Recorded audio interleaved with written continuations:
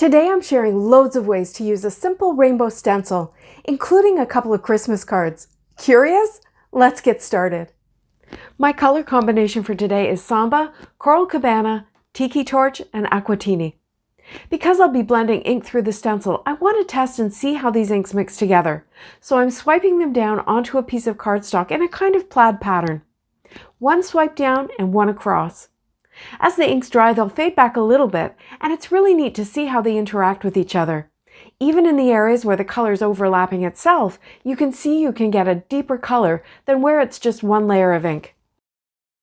This bare rainbow stencil from a Colorful Life Designs is very simple, but its size and format make it extra versatile. The format of the stencil lets you put the center of the rainbow in any of your four corners by turning and flipping the stencil, so that gives you lots of options. Plus, it's a 6 by 9 inch stencil, so if you're making a standard A2 size card, you can immediately get different looks by using one end of the stencil or the other, or going right in the center. To be efficient, I'm going to blend one big panel here, and that'll easily cut down to 2 card fronts. Because the ink blending areas are quite big, I've used some pixie spray to help hold the stencil in place, and I pressed that down before I started blending the Samba ink. Now, I immediately miscounted my stripes, so I'll have to extend my ink blending a bit to make up for that as I move through my colors. And you can see that in some places my stencil's still lifting up, which is disappointing. I don't know if I missed places with my pixie spray, or I didn't let it dry long enough before putting it down, or if it was the humidity or what, and if you have any advice about this, please let me know in the comments below.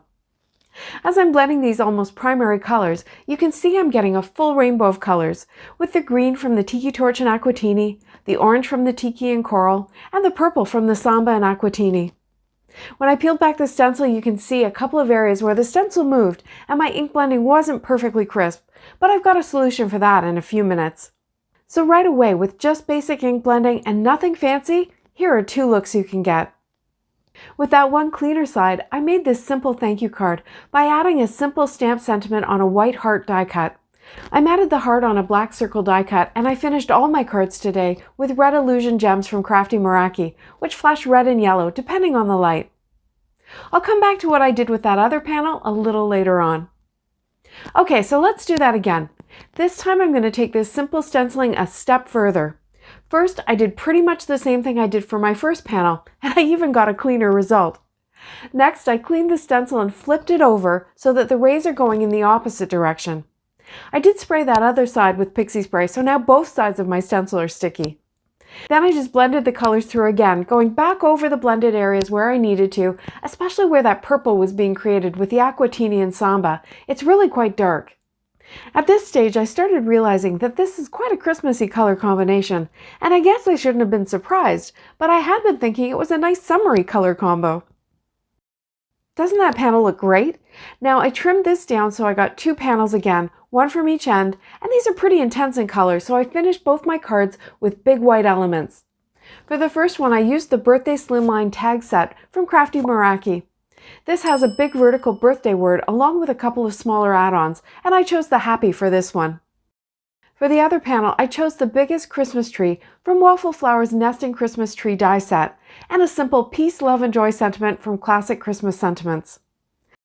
I love the energy from these intersecting rainbow arcs, but it also occurred to me that the center of that panel would have given me a completely different look. So I went back and I did a single panel with just Coral and Tiki Torch, and because it's from the center of the design, there's a lot more symmetry. I added a happy die cut from Honeybee Stamps, along with a stamped birthday from the Happy Happy Happy sentiment set that goes with the die. For my next card, I'm going to do some masking, so I grabbed a piece of scrap paper and a pen, and I drew around the arc I wanted, and then carefully cut it with some scissors. I put the outside of the mask down on top of the stencil on my panel, and I taped it in place before I blended my ink down. When I was working up near the mask, I kind of pulled the ink down from the mask to the cardstock, so I wouldn't risk pushing the mask up and away, which would give me a messy edge, and you know how I feel about those. When that was finished, I grabbed the other side of the mask and I put that in place before placing the stencil down in a completely different orientation. I noticed that my mask wasn't fully covering my panel, so I grabbed some post-it tape just to make sure that everything was completely protected, and then I blended it through the arcs at the top of my panel. Now I've cleaned this stencil a few times during this video and I haven't reapplied the pixie spray. So while it is still a little sticky, I'm using my hands more and more to hold those stencil lines tight while I'm blending. I'm also trying to limit the amount of that deep purple I'm creating so that it doesn't overwhelm the rest of the colors. And this is a really neat look. You could blend those upper arcs in blue to look more like sky, or you could change the orientation. There's lots of possibilities with this type of mask design. I finished this one with a cloud that I had edged with Stardust stickles and a great new sentiment set that I just got from scrapbook.com. It has big handwritten script words and smaller text words for pretty much any occasion all year long, and I can see it's going to become a new favorite. Okay, for my next card, I'm starting by creating some Aquatini cardstock just by swiping my ink pad over my white cardstock. I pretty much have no more color cardstock in my craft room. I just make my own when I need it, in the amount I need, and this means I'm not having to store lots of colors. It also means I'm re-inking my ink pads pretty often, so it's a trade-off, like a lot of things in life. Once the panel was dry, I laid the stencil over it on an angle, and I blended another coat of Aquatini through. This is really showing off the layering abilities of these inks, and also reversing the stencil pattern in a way. By the time I'm finished, this is now an Aquatini panel with lighter Aquatini stripes on it. I took it over to my trimmer and I cut from the top center down to each corner to create a triangle, a modern Christmas tree shape. And then for my decorations, I took a panel of cardstock with my 4 colors on it, and I used the signature polka dot cover die from a Jillian Vance design, and I cut out lots of little ornaments. I glued these to the tree along those lighter lines of Aquatini. I also added the gems for some sparkle and a sentiment which was created with a honeybee word die cut and one of the small text sentiments from that scrapbook.com set. This next card uses a technique I've seen Shannon do. I'm starting with that panel that had a couple of messy areas, remember? From my very first panel way back at the beginning. Shannon's technique uses a single die that cuts a bunch of narrow frames, but I have the Essential Rectangles dies from Hutson, so I can get a similar look without that exact die. Any nesting rectangle dies would work. I spent a minute lining them up so that they were as evenly spaced as I could get them, using my panels to figure out exactly how many of them I needed. Once I had them aligned, I added some tape to hold them all together, and now they'll act as if they're one die. My frames will not all be the exact same width, since that's how these dies work, but I'll still end up with a similar look. I ran it through my Gemini Junior, and then I grabbed a piece of scrap paper cut just slightly smaller than my largest die cut frame, and I put adhesive all over it. The trickiest one is the first one on the outside, because it's so narrow and it can kind of stretch or go crooked.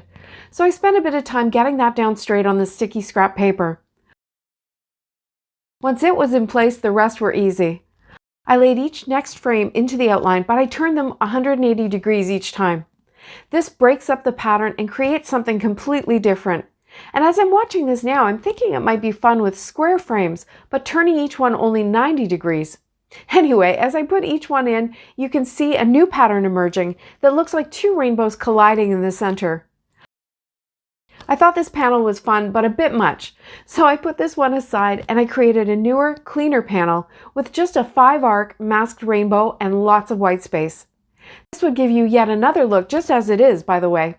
But I followed the same process with the rectangle frames, turning them and inlaying them until I ended up with this fun pattern. I think I like this one better. It's a bit brighter and easier for your eye to kind of figure out what's happening with it.